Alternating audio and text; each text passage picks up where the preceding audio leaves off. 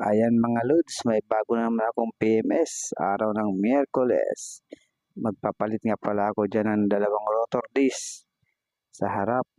Kasi malalim na po yan, tsaka may tama na. Yan.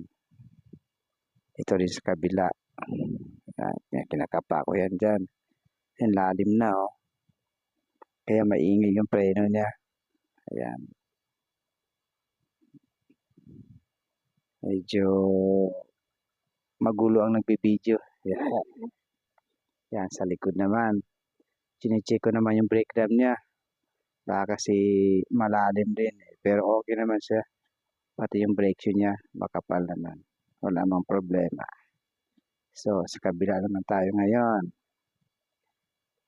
Checkin din natin yung brake shoe niya at yung brake drum.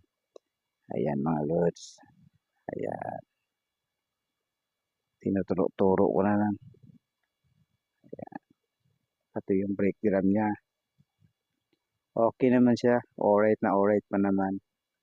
Wala namang problema. Ayan. Ayan yung mga kasama ko. Gumagawa din yan. Loaded kami kanina. Loaded. Ang daming gawa. Ayan. Ayan naman si Saldi ang gumagawa niyan. Saldi Torres. Taga Batangas yan. Ayan. Ba't nasa mainit ka, kasi wala na mapaglagyan.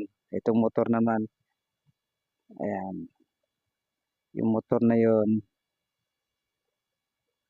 bagong dating yun.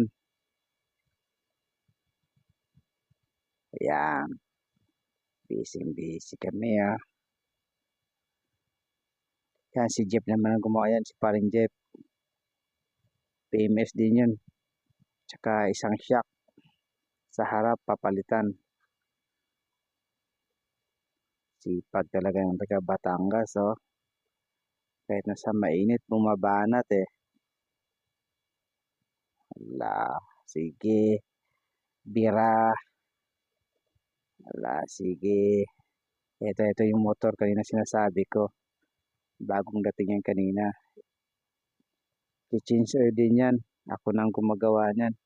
Inaapo ko na. Sabi ko kay engineer. Ako nang gagawa.